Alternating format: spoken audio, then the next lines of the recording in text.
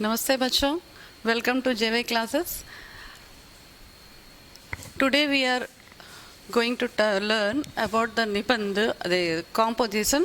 The topic is पर्यावरण और प्रदूषण. पर्यावरण और प्रदूषण निबंध के बारे में जानने से पहले इसके पहले क्लासेस में, इसके पहले कक्षाओं में हमने ये डिस्कस किया था, ये चर्चा किया था कि निबंध की रूपरेखा या निबंध को किस तरह से लिखा जाता है. तो आज उसी नियमों को हम आगे बढ़ाते हुए पर्यावरण प्रदूषण नामक इस निबंध को हम किस तरह से बहु उत्तम तरीके से प्रस्तुत करें, ये हम बताने जा रहे. जरा ध्यान से सुनिए. सबसे पहले पर्यावरण की स्थिति को प्रभावशाली बनाने के लिए हमने एक छोटा सा अपनी बात को जोड़ा है. वो क्या है कि पर्यावरण है हमारा रक्षा कवच, इसकी रक्षा करना है हमारा लक्ष्य. मानव जाति जो है उसका एक लक्ष्य होता है. हर एक मानव, हर एक जीव का एक अपना लक्ष्य होता है, लेकिन मनुष्य का लक्ष्य कुछ भिन्न होता है. तो जिस पृथ्वी पर हम रह रहे हैं, जिस ग्रह पर हम रह रहे हैं, उसकी स्थिति आज ऐसी है कि हमें अपना लक्ष्य एक अलग तरीके से बनाने की अत्यंत आवश्यकता आ गई है. तो इसीलिए हम कह रहे हैं कि पर्यावरण जो है ये हमारा एक रक्षा कवच है. It is nothing but it is our proof, it is our code. तो इसकी रक्षा करना ये हमारा लक्ष्य. तो ये जो आज जो हम कवच जो है, हमारा जो शील्ड है, वो धीरे धीरे क्या हो रहा है, बिगड़ता जा रहा है. तो इसीलिए आज ऐसी स्थिति आई है कि इसकी रक्षा करना ही हम अपना लक्ष्य बना के आगे चलते हैं. तो इसका पहला रूप जो होता है प्रस्तावना. प्रस्तावना के अंतर्गत हम क्या बता रहे हैं, हमने यहाँ जो बता रहे हैं, पहले भी मैंने आपको बताया कि जो भी हमारा टॉपिक है, जो भी हमारा निबंध का जो विषय होता है, उसे हम जिस वर्ग के अंतर्गत हम हैं, जिस टॉपिक के अंतर्गत हम हैं, उसी के अंतर्गत हमें रहना है, उससे बाहर हमें नहीं आना है. तो आज हम पर्यावरण और प्रदूषण का जो प्रस्तावना है वो क्या है. पर्यावरण का अर्थ होता है वातावरण, अपने चारों ओर का प्राकृतिक वातावरण. तो ये वातावरण जब तक सही है, हम सब सुरक्षित है. यानी हमारी जो मानव जीवन की जो स्थिति है, मानव जीवन का जो पैगाम है, वो केवल पर्यावरण की स्थिति पर ही निर्भर होता है, निर्भर है भी. क्योंकि यदि पर्यावरण की स्थिति अच्छी होगी तो हमारा जीवन, हमारा संतुलन, हमारा अपनी जीवन शैली हमेशा के लिए बिल्कुल सही तरीके से आगे जाएगा. लेकिन आज ऐसी स्थिति है कि मानव की जो पर्यावरण की स्थिति है वो पूरी तरह से बिगड़ चुकी है. इसीलिए हमारा मानव जीवन का शैली भी धीरे धीरे बिगड़ता जा रहा है. तो पर्यावरण की स्थिति पर ही मानव का जीवन निर्भर है. कैसे? मानव जो है हर तरीके से सुबह से लेकर के शाम तक वह अपने हर दिनचर्या के लिए प्रकृति पर ही निर्भर है, प्रकृति से ही है, प्रकृति से हटकर नहीं है. इसीलिए हम अपने जीवन को और अधिक सुव्यवस्थित और सुरक्षित करने के लिए हमें पर्यावरण को सुरक्षित रखना है. क्योंकि हम और पर्यावरण अलग नहीं है, दोनों बिल्कुल एक है. हमारी मानव जीवन, हमारी व्यवस्था, हमारी दिनचर्या पूरी तरह से पर्यावरण की स्थिति पर ही निर्भर होता है. इसीलिए पर्यावरण की रक्षा करना ही हमारा कर्तव्य. लेकिन हम आज किसके बारे में पढ़ रहे हैं? पर्यावरण और प्रदूषण के बारे में. तो पर्यावरण का प्रस्तावना क्या हो गया? वातावरण है, और वातावरण की स्थिति जो है प्रकृति है, और प्रकृति की स्थिति पर ही मानव का जीवन निर्भर होता है. लेकिन इस पर्यावरण से जो प्रदूषण हुआ है उसका विश्लेषण हम यहाँ कर रहे हैं अगला टॉपिक या अगला हेडिंग के अनुसार. विषय विश्लेषण के अंतर्गत, यानी जो निबंध का जो मध्य भाग होता है विषय विश्लेषण, उसके अंतर्गत क्या क्या आता है. मनुष्य के लिए ही नहीं बल्कि हर जीव के लिए प्राणवायु की आवश्यकता बहुत होती है. ये प्राणवायु मतलब क्या होता है? ऑक्सीजन. यानी जो हमको कहाँ से मिलती है? पेड़ों से. तो ये प्राणवायु जो है हर जीव के लिए, पेड़ पौधों के लिए, जीव जंतुओं के लिए, मनुष्यों के लिए, प्राणी जो हर जीव इस पृथ्वी पर है उसको जीने के लिए प्राणवायु की आवश्यकता होती है. और ये प्राणवायु का प्रधान आधार है हरे भरे पेड़ पौधे और पत्ते. ये हमारी प्रकृति में पेड़ पौधे, उनकी पत्तियां जितनी हरी भरी होगी, हमारी प्राणवायु उतनी अधिक मात्रा में हम तक प्राप्त होगी. तो वो क्या होता है, उसके द्वारा प्राणवायु के द्वारा और इन हरी भरी पेड़ों के द्वारा पर्यावरण जो है संतुलन रहता है। यानी पेड़ पौधों को हम क्यों बढ़ाएं? क्योंकि पेड़ पौधों के कारण पर्यावरण को हम बिल्कुल संतुलित करके रख सकते हैं, और जो हमारे लिए यानी हर प्राणी मात्र के लिए पर्यावरण अत्यंत यानी ये प्राणवायु अत्यंत आवश्यक है। तो इसकी मात्रा हमको कहाँ से अधिक मिलती है? पेड़ पौधों से अधिक मिलती है। इसीलिए इसके संतुलन में यानी पर्यावरण को संतुलन रखने में पेड़ पौधों का विशेष और अत्यंत और पूरी तरह से महत्वपूर्ण स्थान है। तो ये है इसका मध्य भाग में विश्लेषण। अब विश्लेषण के अंतर्गत जो ये स्थिति है यानी पर्यावरण में जो प्रदूषण की स्थिति है उसके कारण क्या क्या है, तो पहले हम डिस्कस करते हैं। Let we know about the reasons. What is the reasons why the atmosphere become in this condition damage and polluted? The reasons are हमारी आदतें। आदत यानी whatever our behaviours, our thoughts, our everyday schedule. ये जो आदतें हैं वो क्या है? इन आदतों के कारण हम अपनी आदतों से ऐसे मजबूर है कि जैसे कि स्मोकिंग, धुआं निकालना, वाहनों के द्वारा धुआं जो जा रहा है अत्यधिक रूप से उसको हम ध्यान नहीं देना, उस पर हम ध्यान नहीं देना। उसके बाद अपनी सुविधा के लिए पेड़ पौधों को काट देना, अपनी सुविधा के लिए परिश्रम को से बचने के लिए अपने जो घर के कचड़े कूड़े जो भी आते हैं उनको अपने जहाँ से तहाँ भी डाल दिया। उसके लिए कोई परिस्थित जगह के लिए हम तय नहीं करते। तरह तरह की ऐसी आदतें हैं जो पर्यावरण को क्या कर रहे? प्रदूषित कर रहे। उसके साथ साथ कल कारखाने, कल कारखाने అంటే मतलब होता है फैक्ट्रीज एंड इंडस्ट्रीज, इनके द्वारा जो कहा ना ये सारी बातें आदतों पर ही निर्भर होती है। इसके लिए कल कारखानों से जो धुआं आता है, जो कचरा बाहर निकल आता है, उसके लिए कोई एक स्पेसिफिक कोई एक रूपरेखा या कोई एक स्पेसिफिक स्थान ना होकर के हम सीधी तरह से नदी नालों में बहा देते हैं, जिसके चलते पूरी तरह से नदी नाले और वायु और भूमि पूरी तरह से प्रदूषित होता जा रहा है। तो इतना बड़ा प्रदूषण के लिए कल कारखाने जो हमारे लिए ऑफकोर्स जीविका के आधार है, लेकिन इनसे जो निकलने वाले गंदी स्मोक, धुआं हुआ या कचड़े हुए, इससे जो प्रभाव हो रहा है इसकी ओर हम ध्यान नहीं देते। ये भी हमारे आदतों का एक भाग है कि इसके चलते जो परिणाम हो रहा है हम उसको देखने की तरफ अपनी आदतों को नहीं बदल रहे। तो इनके कारण भी पर्यावरण में प्रदूषण बढ़ता जा रहा है। उसके बाद आइए शहरीकरण। शहरीकरण, टाउनशिप। मनुष्य जो है आज अपनी बुद्धि और बल से और अपने आर्थिक शक्ति से ऐसा विकास कर रहा है कि शहरीकरण की अवस्था दिनों दिन बहुत से बहुत अधिक बढ़ती जा रही है।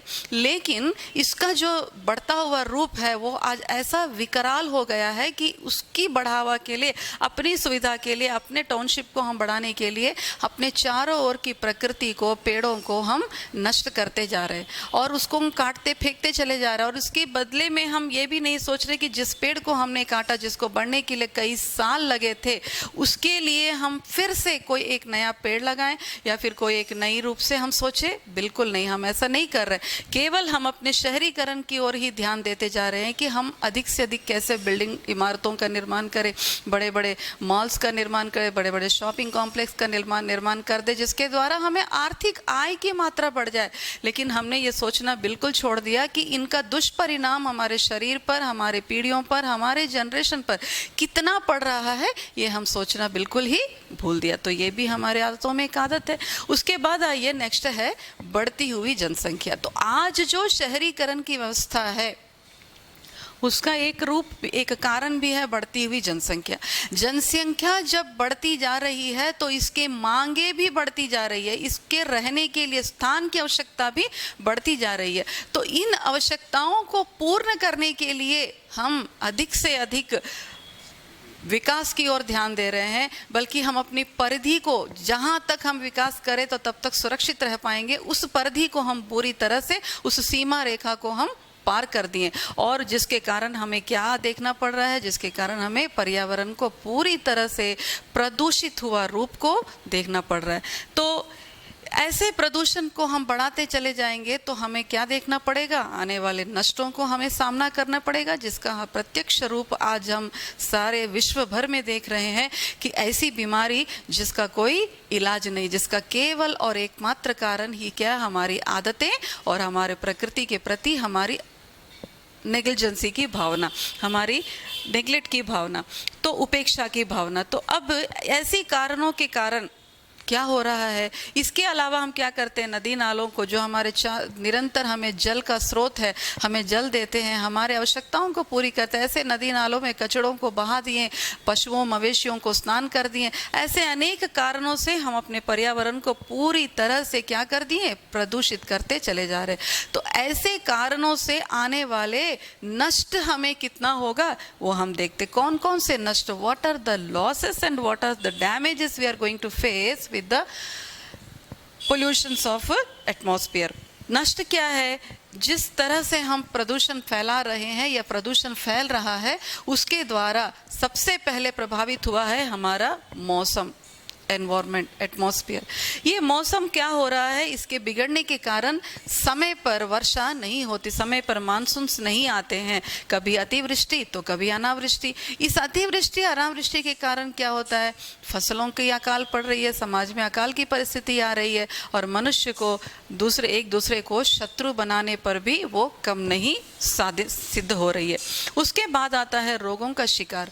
हम अनेक तरह के रोग, हमें आज अंधापन, बहरापन, दिल की बीमारी, मधुमेह की बीमारी या फिर विकलांगता की बीमारी, और आज जो गंभीर बीमारी कोरोना जैसी बीमारी, इन सभी का कारण क्या है, पर्यावरण का प्रत्यक्ष प्रदूषण। तो ऐसे कई कई रोगों के शिकार, वायु प्रदूषण अधिक हो गया तो उससे हमको दिल की बीमारी आती है, ध्वनि प्रदूषण अधिक बढ़ जाती है तो उससे हमको बहरेपन की बीमारी आती। तरह तरह की ऐसी प्रदूषण, मनुष्य का जो शरीर है वो एक सीमित मात्रा में वो बना हुआ है, उसकी दायर मनुष्य का शरीर ही नहीं बल्कि प्रकृति, ये सारी प्रकृति जो है एक कवच के रूप में चल रही है, जिसकी सीमा को, जिसकी अवधियों को अगर हम लांघ दे, यदि हम पार कर देते हैं तो हमें अनेक तरह के बीमारियों का शिकार होना अवश्य ही संभव है। तो ऐसे शिकारों, ऐसे रोगों से हमको क्या हो रहा है, आज हमें सामना करना पड़ रहा है, और ऐसा सामना करना पड़ रहा है कि जिससे बचकर हम विश्व के किसी भी कोने में जाने की कोई आशंका, कोई संभावना और नहीं बची है। तो ऐसे रोगों का शिकार किसके कारण हो रहा है, केवल पर्यावरण में फैले प्रदूषण के कारण। तो आइए ऐसे कारणों से, ऐसे आदतों से हमें क्या करें, ऐसा कौन सा निवारण करें जिससे हम इन मुसीबतों से बाहर आ सके। तो ऐसे निवारण के अंतर्गत हमें क्या करना होगा, जस्ट सीधी सी बात है, जिन आदतों को हमने छोड़ दिया उसे फिर से अपना ले, फिर से हम अपनाते हुए आगे चल जाएं तो क्या होगा, पर्यावरण में जो फैला हुआ प्रदूषण है वो धीरे धीरे धीरे कम होता जाएगा। सबसे पहले हमें क्या करना चाहिए, what we have to do first to release the complete pollution from the atmosphere and what is the reason.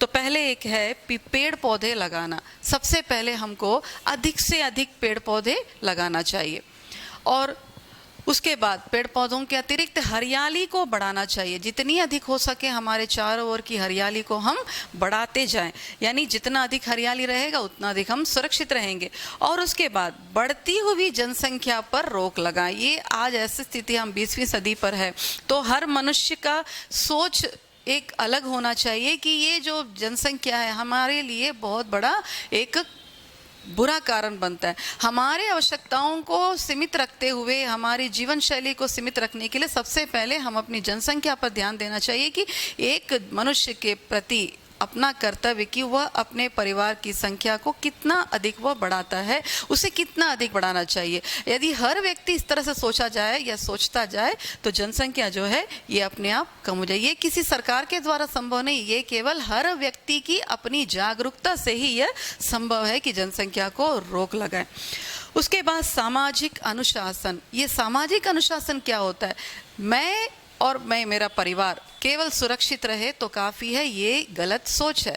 समाज, हम जो कर रहे हैं, हम जो आज वाहन यूज़ कर रहे हैं, हम जो अपने घर में एयर कंडीशन यूज़ कर रहे हैं, हम जो अपने घर में तरह तरह के जो तकनीकी सुविधाओं को यूज़ कर रहे हैं, उसके द्वारा समाज पर कैसा प्रभाव पड़ रहा है, उसके द्वारा प्रकृति पर कौन सा प्रभाव पड़ रहा है, ये सोचकर ऐसी अनुशासनपूर्ण आदतों का पालन करना भी मनुष्य का बहुत बड़ा कर्तव्य है। तो सामाजिक अनुशासन के दायरे को बिना पार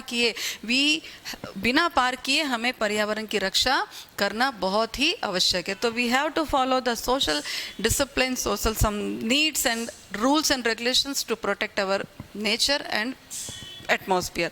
तो इस तरह से हम निवारण कर सकते हैं। पेड़ पौधों को लगाना है, हरियाली बढ़ाना है, जनसंख्या पर रोक लगाना है, नदी नालों में जाकर के कचरा को नहीं बहाना है। उसके बाद जो फैक्ट्री और कल कारखानों से धुआं आती है या कचड़े बाहर आते हैं, उसको प्यूरिफाई करने, उसे शुद्ध करने के लिए एक तरह के यंत्रों का इस्तेमाल करना ये बहुत ज़रूरी है।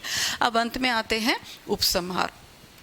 उपसंहार क्या है? ये जो पर्यावरण प्रदूषण हमने पढ़ा, इसका कंक्लूजन क्या है? क्या है कि पर्यावरण जो है हमारा रक्षा कवच है। तो इसलिए पर्यावरण को प्रदूषित बनाना, ये तो प्रदूषित हो चुका है, लेकिन अब हमको क्या करना है? प्रदूषित रहित बनाना है और उसको रहित रखना भी है। प्रदूषण रहित रखना ही मानव का, विश्व स्तर पर मानव का पहला और अपना अंतिम कर्तव्य भी यही है कि हम अपने पर्यावरण को कैसे प्रदूषित रहित रखें और बनाए, जिससे क्या हो, जिससे हम और हमारी अगली पीढ़ी भी सुरक्षित होंगे। ओके, तो धन्यवाद बच्चों। इस तरह से हम ये कह सकते हैं कि पर्यावरण की रक्षा जो है हमारा पहला और अंतिम कर्तव्य है, जिसकी रक्षा करना विश्व स्तर पर हर मानव का, हर व्यक्ति का अपना पहला और अंतिम कर्तव्य होता है, जिसकी से हम अपनी आने वाली पीढ़ी को भी सुरक्षित रख पाते हैं। धन्यवाद बच्चों, आशा है आपको यह समझ में आया। धन्यवाद।